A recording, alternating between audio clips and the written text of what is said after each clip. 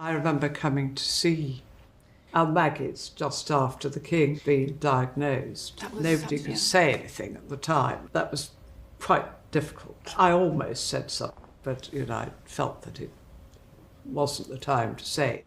Looked at everybody who was suffering and all the relations, and I think it made me realise even more how important these places were. And it was just a week before it became public, and the courage that must have taken for you to make that visit. It wasn't. I was just longing to let it out, but obviously I couldn't. The more open that you are when you're talking about it, the less scary cancer can become. And so if you just keep the lid on it, it can build up. But on that visit, you did sit with some centre visitors, and again, the empathy and support that you were able to offer whilst I was almost questioning them.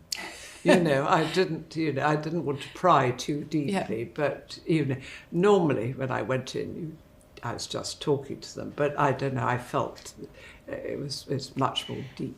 The amount of people that come in because of the King being so open about his diagnosis and having a productive life. Look at my husband. Exactly. Nothing stopped him. He just said, "This is my way, I'm going to cope with it."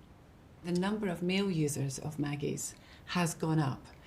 We had a 12% increase of men coming in. It had never really come back to roost at home, and suddenly your husband is diagnosed and you think, goodness, been talking to all these people, now I'm the one that's in relation who's got to help to look after my poor husband and try and understand it all. If you literally take the cork out of the bottle and talk about it. Very, very relaxed. You're not defined by your cancer.